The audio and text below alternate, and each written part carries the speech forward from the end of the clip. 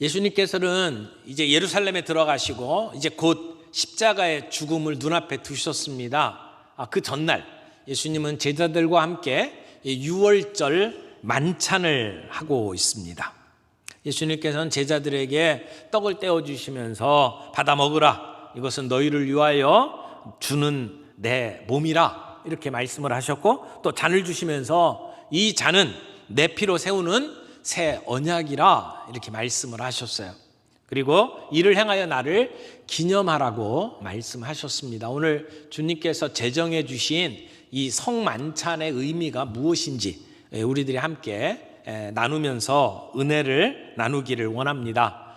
우리가 코로나로 음식을 함께 나누지를 못하도록 된 바람에 지금 한 2년이 넘도록 우리가 성찬식을 거행하지를 못했습니다. 그런데 이 성찬식은 우리 믿는 신앙에 있어서 해도 되고 안 해도 되는 것이 아니라 반드시 해야 될 정말 중요한 우리 성례입니다.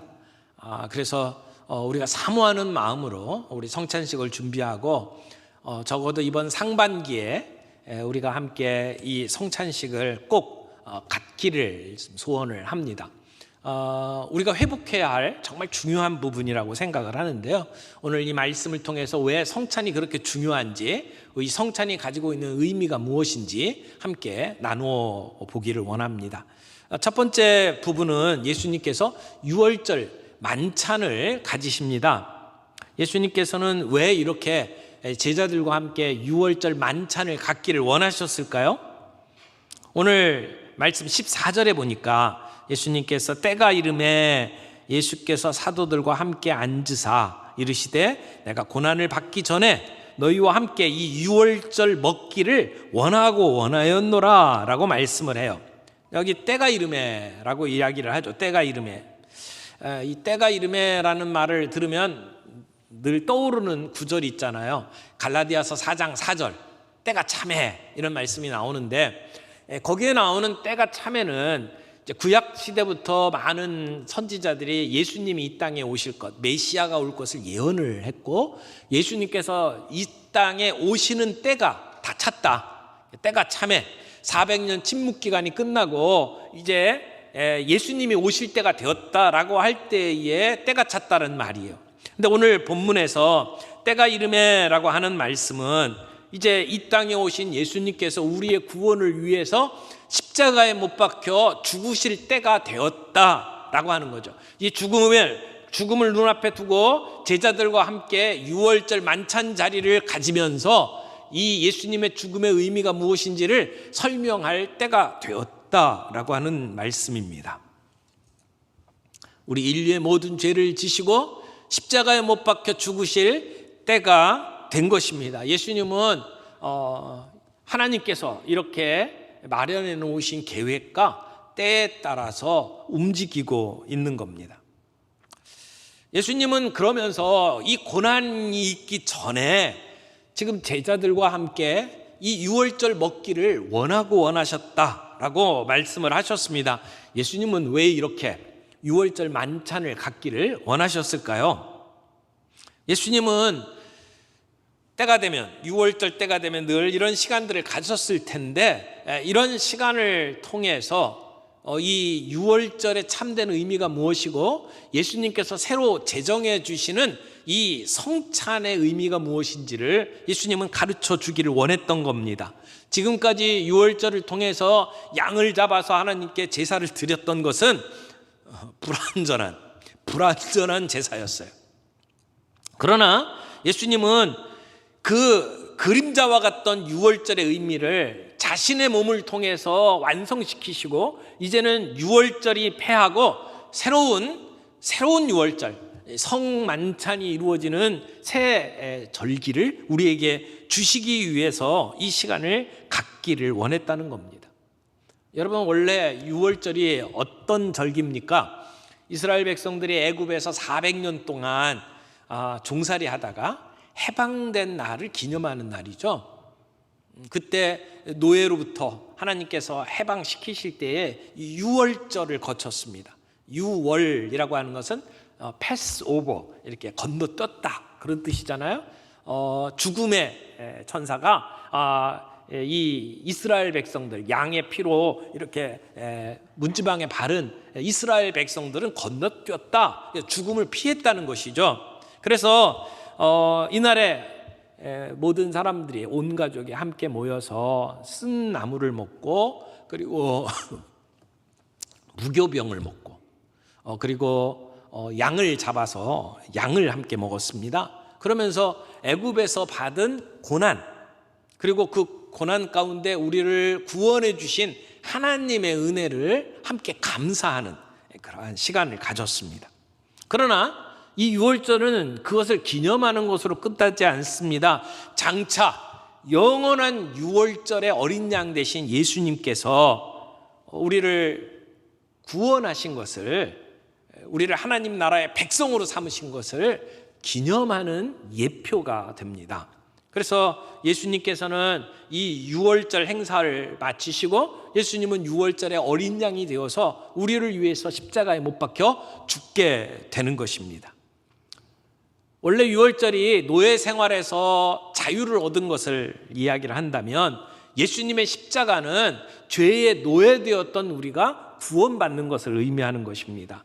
유월절 어린 양의 피가 죽음으로부터 바로로 말미암아 죽을 수밖에 없는 그 상황 속에서 이스라엘 백성을 건져냈던 표라고 한다면, 예수님의 피는 우리 모든 죄인들을 그 죄 가운데 건져내시는 구원의 표가 됩니다. 이스라엘 백성들이 애굽에서 나와서 가나안 땅으로 간 것처럼 우리는 이 죄악의 세상 속에서 건짐받고 하나님 나라의 백성으로 살아가게 됩니다. 하나님께서는 이 유월절을 통해서 애굽을 심판하셨듯이 예수 그리스도의 이 십자가를 통해서 하나님은 사탄의 머리를 짓밟으셨습니다. 때가 이름에 예수님은 제자들과 함께 이 유월절 만찬을 함께 가지시면서 오늘 그 유월절의 의미를 우리에게 알려주시기를 원하셨던 것입니다. 그런데 그렇게 중요한 유월절인데 왜 우리는 오늘 유월절을 지키질 않습니까?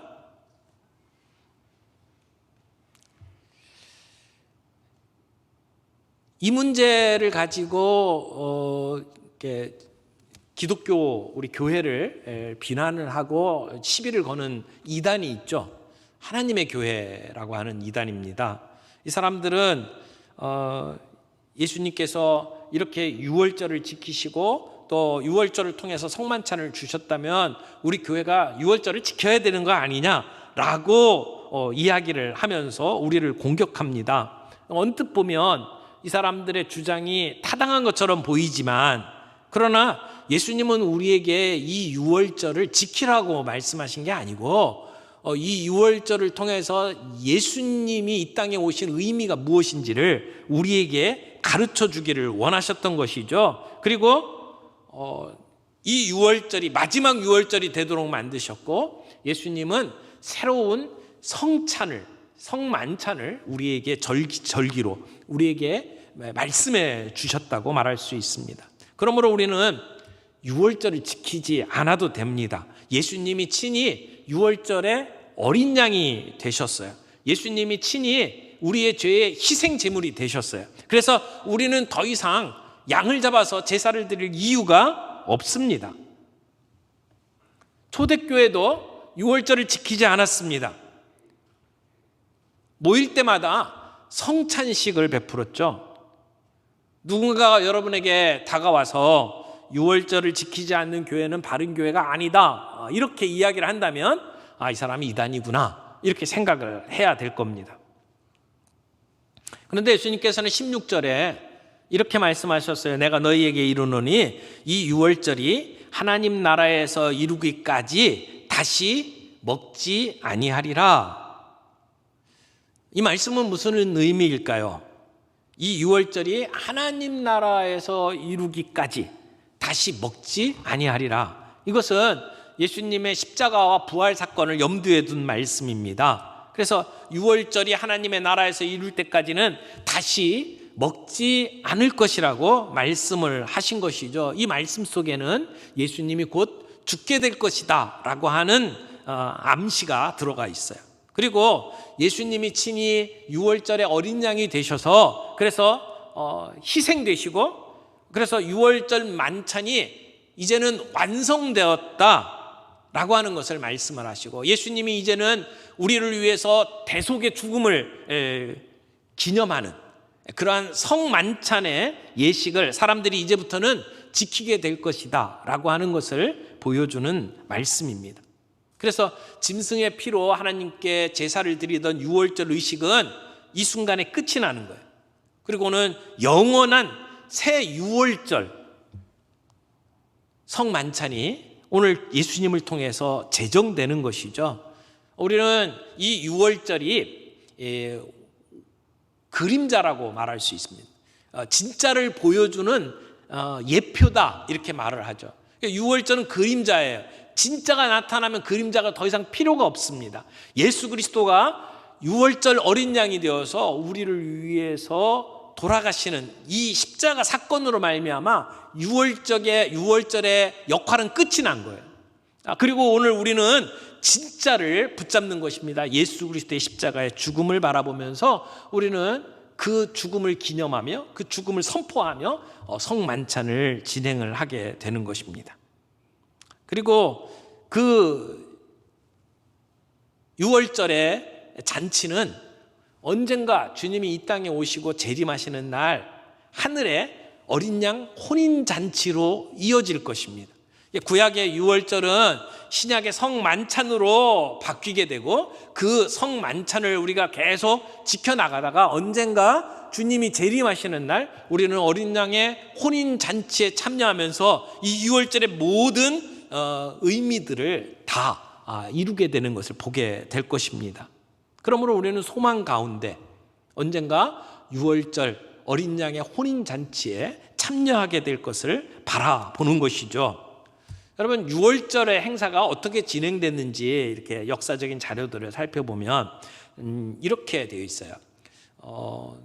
그 예수님 당시에 어떻게 6월절을 지켰는지에 대한 분명한 자료는 없어요. 그런데 그 뒤에 유대인들이 6월절에 이 법들을 만들어가면서 지켰던 그러한 자료들을 이렇게 살펴보면 아마 예수님 당시에도 이렇게 6월절 만찬을 하지 않았을까 이렇게 생각을 할 수가 있습니다. 제일 먼저 이 6월절 잔치를 시작을 하면서 등불에 불을 붙입니다. 그래서 의식용 등잔에 불을 붙이면서 이제 축제가 시작되었다라고 하는 것을 보여주죠. 그리고 첫 번째 그 잔에 포도주를 채우고 그리고 이제 축도를 암송하면서 잔을 높이 듭니다. 첫 번째 잔을 마시게 되죠. 이렇게 해서 6월절 만찬이 시작이 되는데 이 잔을 들고 난 다음에는 그 고난을 상징하는 쓴 나무를 사람들이 함께 먹습니다. 그리고 음식을 먹은 다음에 식순에 따라서 그 집안의 장자가 아버지에게 질문을 합니다. 이 밤이 다른 날 밤하고 다른 게 무엇입니까? 이렇게 질문을 하게 되면 아버지가 그 모든 가족들에게 6월절의 의미를 설명을 해주는 거예요. 6월절은 원래 우리 조상들이 애굽에서 이렇게 400년 동안 노예 생활하다가 건짐을 받는 구원의 날을 의미하는 거란다. 이러면서 그 날에 있었던 모든 얘기들을 들려주는 시간들을 갖습니다.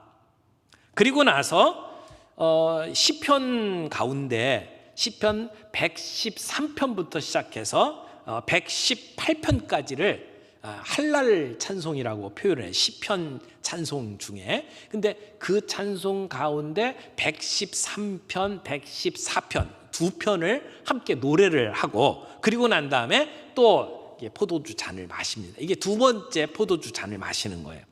그리고 나서 이제 무교병, 누룩을 넣지 아니한 딱딱한 빵을 먹고 그리고 잡은 양 고기를 함께 먹습니다. 그렇게 음식을 함께 먹은 다음에 원하는 만큼 식사를 한 다음에 손을 씻고 다시 잔에 채워서 그래서 세 번째 잔을 마셔요. 그렇게 세 번째 잔을 마신 다음에 아까 말씀드렸던 그 할랄 시편 가운데에 115 115편부터 118편까지를 찬송을 하고 마지막으로 네 번째 포도주 잔을 마시게 돼요. 그러니까 이 예식을 보게 되면 처음부터 마지막까지 잔을 함께 나누는 게 4번 정도 되고, 그 4번 사이사이에 이런 예식들을 거행하는 것이 이 6월절 만찬의 모습이었습니다. 그래서 오늘 누가복음을 보게 되면 예수님께서 제일 먼저 포도주 잔을 함께 나누잖아요. 다른 그 복음서에 보면 떡을 떼고 잔을 나누는 것으로 돼 있는데, 오늘 이 누가복음에는 잔을 먼저 나누고 떡을 떼고 그 다음에 또 잔을 이렇게 마시는 것으로 되어 있어요. 그러니까 이 성경 말씀이 부딪히는 게 아니고 순서에 잔 마시는 게 여러 번 있던 것들을 어느 시점부터 설명을 했느냐에 따라서 달라질 수 있다, 이렇게 말할 수 있겠죠. 자, 여기까지는 예수님께서 제자들과 함께 6월절 만찬을 지킨 내용입니다. 근데 이러면서 예수님은 자연스럽게 떡과 잔을 나누시면서 이제는 예수님께서 십자가에서 받으실 고난이 무엇인지를 설명을 하기 시작을 합니다. 그래서 마지막 6월절 만찬을 드시면서 첫 번째 성만찬을 거행하시는 거죠. 그래서 첫 번째 성만찬을 거행하시는 예수님의 모습을 우리가 보게 됩니다. 19절 말씀, 또 떡을 가져 감사 기도하시고 떼어 그들에게 주시며 이르시되 이것은 너희를 위하여 주는 내 몸이라 너희가 이를 행하여 나를 기념하라 하시고, 떡을 떼어 주시면서 이것은 너희를 위하여 주는 내 몸이라 이렇게 말씀을 하셨어요. 근데 우리나라 말할 성경에는 떡이라고 되어 있어서 우리가 오해하기가 참 쉬운데, 이 떡은 늘 뭘로 바꾸라고요? 빵으로 바꾸라고요. 유대인들이 사용했던 빵으로 생각을 하면 좋습니다. 그래서 무교병, 누룩을 넣지 않고 구운 빵이죠. 근데 이 빵은 맛이 없겠죠. 누룩을 넣지 않았으니까. 그리고 부드럽지를 않아요. 딱딱해요. 그래서 여기서 이 떡을 떼어 주셨다라고 했는데, 이 떼다라고 하는 말이 부수다 그런 뜻이에요. 그러니까 이 부드러우면 이렇게 빵이 이렇게 갈라질 텐데 거의 이렇게 으스러지는 정도로 딱딱한 빵이었다는 것이죠. 큰 빵을 가지고 이렇게 떼어서 그래서 이렇게 나눠 주셨다라고 이야기를 합니다. 그리고 예수님께서는 이것은 너희를 위하여 주는 내 몸이다 말씀을 하셨어요. 내 몸을 상징하는 것이다 이렇게 말씀하지 않고 너희를 위해서 주는 내 몸이다 라고 말씀을 해 주셨습니다. 그래서 이 떡을 떼어서 함께 먹을 때에 이 떡이 뭐냐라고 하는 것에 대해서 많은 논란이 있어 왔습니다. 천주교에서는 이렇게 가르치죠. 신부가 이렇게 높이 들고 이것은 우리를 위해서 주시는 주님의 몸입니다. 그리고 이렇게 받아 먹으면 그 받아 먹는 순간에 이게 예수님의 살로 바뀐다. 우리가 포도주를 받아 마실 때에 그 순간에 이것은 예수님의 피로 바뀌는 거다. 이렇게 주장을 합니다. 우리는 그것을 화채설이라고 이야기를 하죠. 그러나 성경에 어느 곳에서도 이것이 문자 그대로 예수님의 피와 살로 바뀐다 이렇게 말할 수 있는 부분은 없습니다. 우리 개신교에서는 가장 기본적으로 생각하는 것이 이제 기념설이라고 이야기를 할 수 있는데, 찌빙글리 같은 분이 이것이 우리에게 주어지는 떡과 빵은 떡은 떡이고 그리고 포도주는 포도주지, 이것이 뭐 예수님의 실제 살로 바뀌는 게 아니다. 단지 여기 주님이 말씀하신 대로 이것을 행하여서 나를 기념하라 라고 했으니까 이것은 기념의 의미만 있는 것이다 이렇게 가르쳤습니다. 그런데 칼빈은 이제 이 부분에 이렇게 설명을 합니다.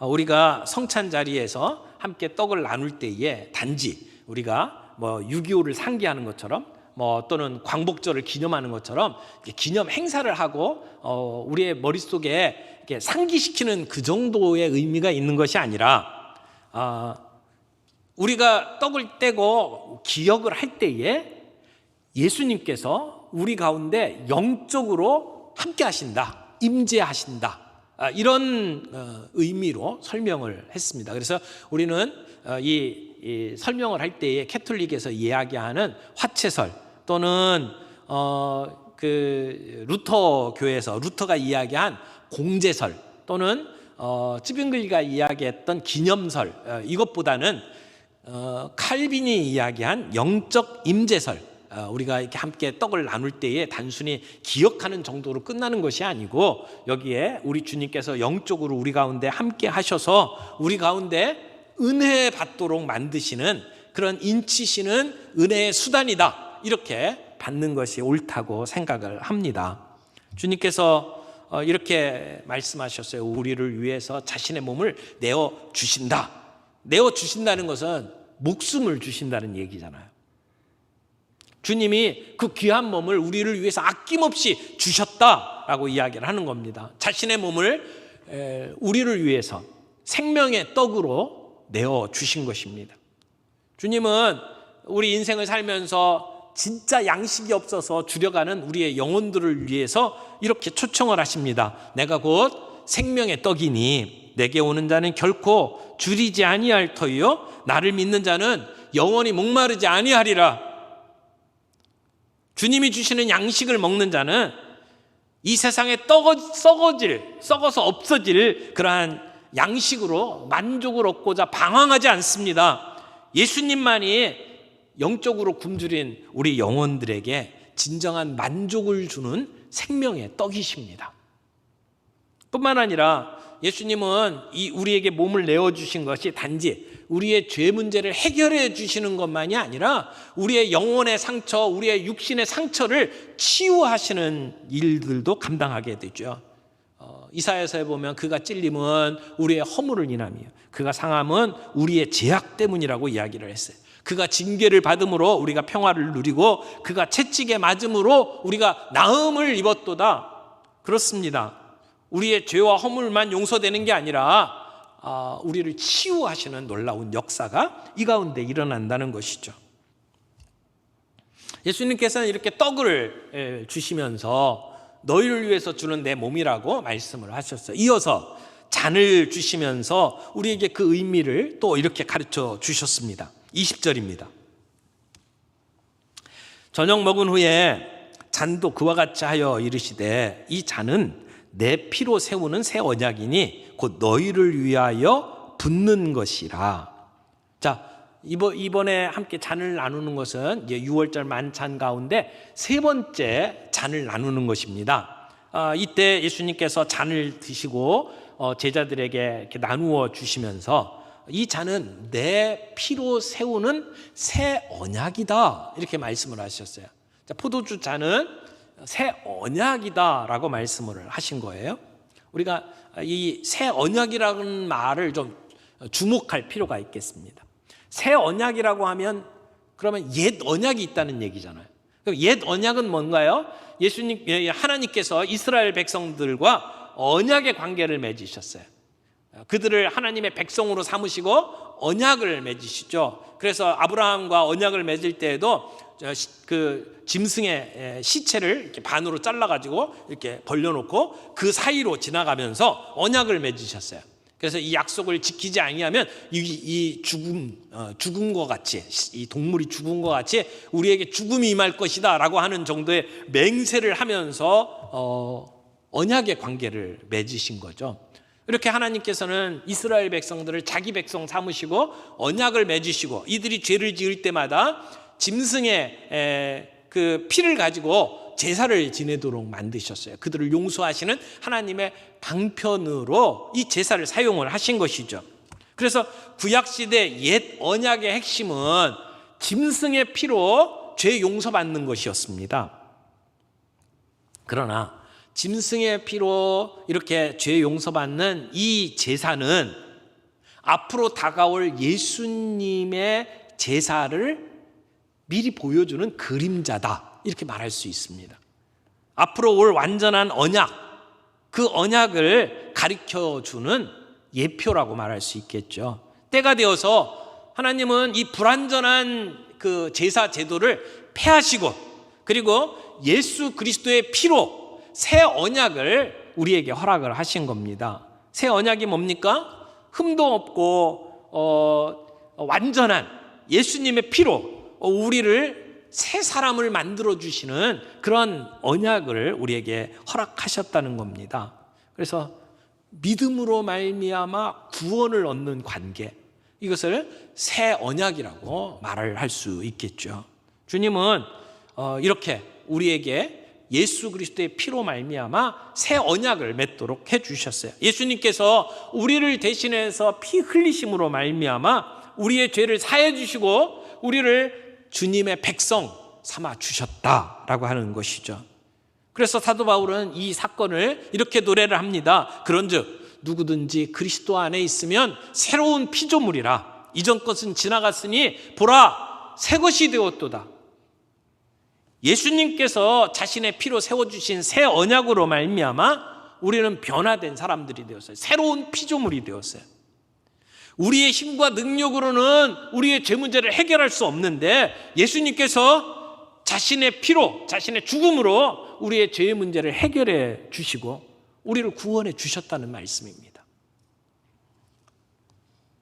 예수님께서는 이렇게 몸을 내어주시고 피로 새 언약을 세워주셨어요. 그리고 뭐라고 말씀하셨어요?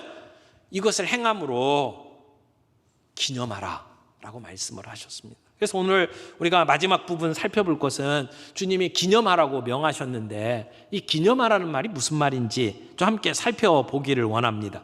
자, 일을 행하라, 일을 행함으로 기념하라 라고 말씀을 했는데 예수님이 지금 하셨던 것 같이 똑같이 하라고 하는 말씀이잖아요. 그래서 우리는 이 예수님이 보여주셨던 이 성만찬을 우리는 계속 반복합니다. 그래서 어떤 교회는 모일 때마다 매주마다 이 성만찬을 해요. 그런데 우리 개혁교회에서는 매주 하지 않고 1년에 한 3번, 4번 정도 이 성만찬을 거행을 합니다.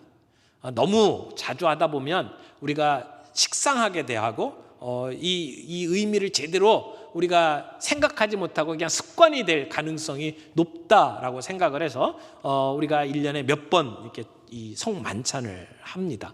그러나 제 생각은 할 수 있는 한 자주 하면 좋겠다라고 하는 생각을 합니다.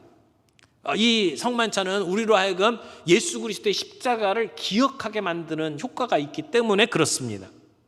여기 기념하라라고 하는 말은 기억하라 라고 하는 의미를 갖고 있죠. 그래서 성만찬을 행할 때마다 우리의 죄를 대신해서 우리를 위해서 죽어주신 예수님을 다시 기억하는 것입니다. 그런데 단순히 우리를 위해서 죽어주셨던 그 예수님을 기억하면서 우리가 무슨 슬퍼하거나 그것을 다시 되새기는 정도로 머물기를 원하는 것은 아니라고 생각을 합니다. 예수님의 그 십자가의 사건에 우리가 함께 동참하기를 원하시고 예수님의 그 십자가의 사건을 세상 속에 우리가 이런 행동으로 선포하기를 원하시는 것이라고 생각을 해요. 여러분, 우리는 늘 이렇게 시공간의 제약을 받고 살아가는 사람들이잖아요. 우리는 그래서 이렇게 만지는 것이 필요하고요, 눈에 보이는 게 필요해요. 그냥 듣는 것만이 아니고 뭔가 이렇게 볼 수 있는 것이 훨씬 더 우리에게 오랫동안 기억에 남습니다. 우리는 자주 잊어버려요. 정말 중요한데도 자꾸 잊어버려요. 그래서 다시 상기시킬 필요가 있고 다시 기억할 필요가 있습니다. 그래서 하나님께서는 우리에게 이런 것들을 다시 기억하도록 기억의 리듬을 주기 위해서 우리에게 이런 제도를 주셨고 그런 것을 통해서 다시 기억하도록 만드셨습니다. 그래서 어떤 사람은 이 성만찬을 가리켜서 보는 설교다 이렇게 표현을 하기도 했어요. 우리가 함께 말씀을 나눌 때 우리가 귀로 듣잖아요. 근데 이 성만찬은 우리가 직접 손으로 만지고 이렇게 먹고 이러면서 경험을 하도록 만들어주는, 그래서 보는 설교다 이렇게 표현을 하기도 했습니다. 우리말 가운데 백문이 불여일견이다 이런 말도 하잖아요. 눈으로 보는 게 굉장히 중요하다는 얘기죠. 그런데 오늘 예수님께서 우리를 위해서 돌아가셨다라고 하는 것을 얘기를 듣는 것보다 함께 떡을 떼고 잔을 나누면서 그래서 함께 먹고 그래서 우리의 식도를 따라서 이렇게 내려가고 그런 모든 경험을 통해서 예수님의 십자가의 그 죽음을 우리가 함께 경험하기를 원하신다는 것이죠. 그래서 구체적으로 기념하라라고 하는 얘기는 예수님이 우리를 위해서 행하신 모든 삶과 그 죽음을 기념하라고 하는 거예요.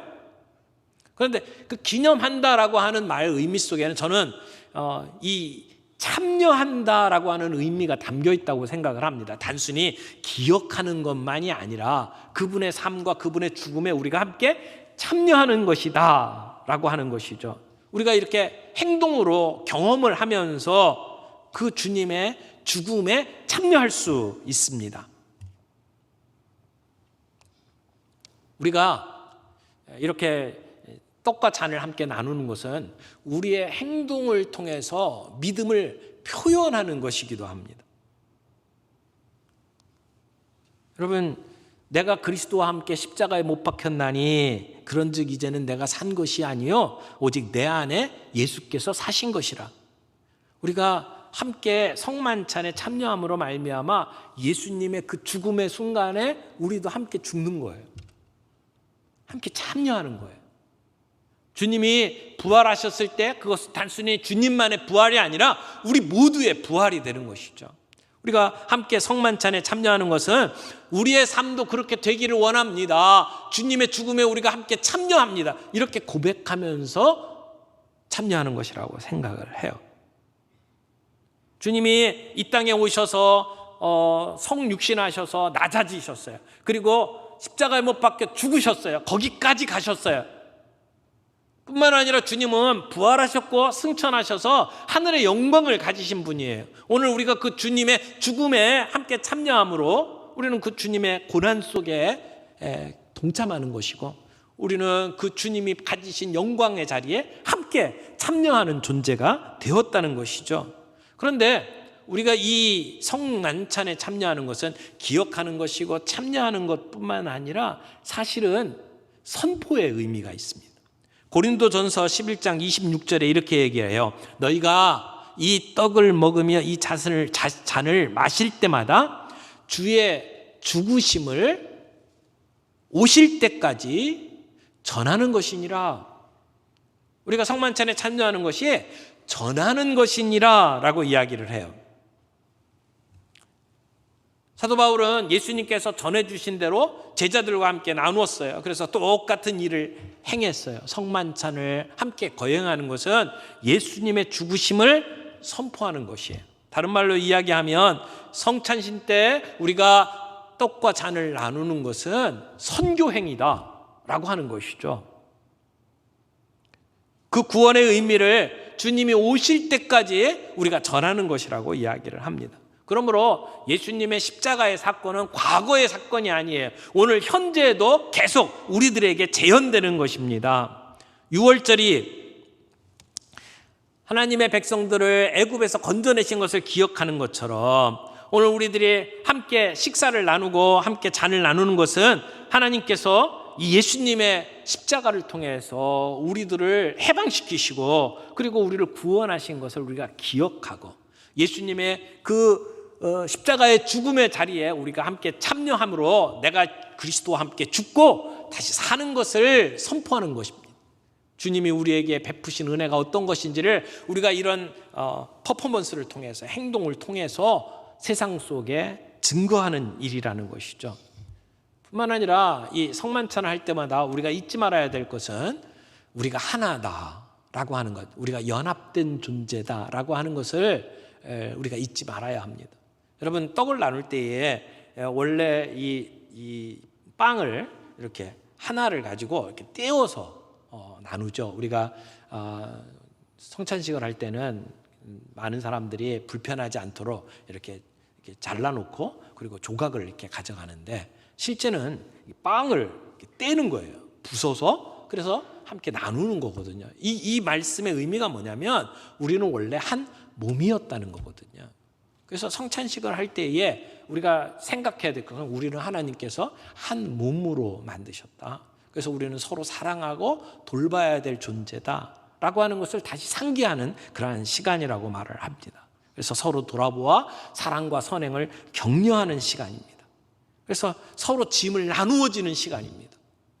성찬식을 거행함으로 말미암아 우리가 서로에게 불편했던 감정을 털어놓고 그리고 서로 용서하면서 다시 하나가 되는 시간이 성만찬의 시간이다 이렇게 말할 수 있습니다. 사랑하는 성도 여러분, 우리가 여러 가지 어려운 상황 속에서 제대로 성만찬을 거행하지 못했지만 우리가 바로 이 성만찬을 회복할 수 있기를 바랍니다. 우리가 이것을 거행함으로 말미암아 하나님이 우리에게 부어주시는 놀라운 그 은혜를 우리가 함께 누릴 수 있는 시간들을 갖기를 원합니다. 오늘 말씀을 맺겠습니다. 주님이 유월절 만찬 자리를 가지시면서 제자들에게 의미를 다시 가르쳐 주기를 원하셨습니다. 그러면서 첫 번째 성찬식을 거행해 주셨죠. 빵을 나누어 주시면서 너희를 위해 주는 내 몸이다. 잔을 나누어 주시면서 이 잔으로 새 언약을 세웠다 말씀을 해 주셨습니다.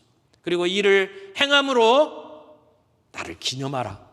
우리는 주님께서 나를 위해서 베푸셨던 그 사랑의 역사를 다시 되돌아보고 다시 회상하고 기억해야 합니다. 동시에 그 주님의 십자가의 죽음 속에 내가 함께 죽고 주님과 더불어 살아나는 그러한 참여하는 성도들이 되어야 할 겁니다.